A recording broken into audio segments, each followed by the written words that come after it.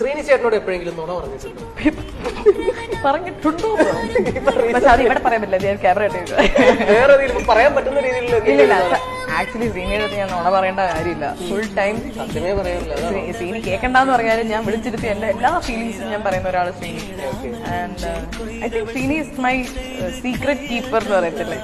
എന്തുണ്ടെങ്കിലും തിരിച്ച് എപ്പോഴെങ്കിലും ശ്രീനി ചേട്ടൻ കള്ളം പറഞ്ഞ് പിടിച്ചിട്ടുണ്ടോ?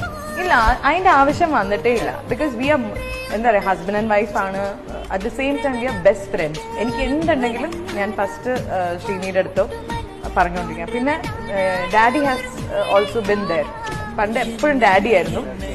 ആഫ്റ്റർ ശ്രീനി കേമിട്ട് ഇപ്പൊ ശ്രീനിയുടെ അടുത്താണ് കൂടുതലും പറയുന്നത്. പിന്നെ ഞാൻ ഡാഡിയുടെ അടുത്ത് പറയും. സെക്കൻഡ് ഒപ്പീനിയൻ ഒക്കെ വേണമെങ്കിൽ ഡാഡിനെ ഇപ്പൊ പഴയ ഒരു ബുദ്ധിമുട്ടിക്കാറില്ല. ഡാഡിക്ക് അതിനകത്ത് വിഷമം ഉണ്ടാവില്ല. ഓ മരുമോൻ വന്നപ്പോ ഒരു ബുദ്ധിമുട്ടില്ല. ഡാഡി ഇപ്പൊ നിലയുടെയും കൂടെ ഇനിയിപ്പൊ എന്റെ അനീത്തിയുടെ വാവേനെയൊക്കെ റിസീവ് ചെയ്യാൻ റെഡി ആയിട്ടിരിക്കും. ഡാഡിക്ക് വേറെ പണികളുണ്ട്.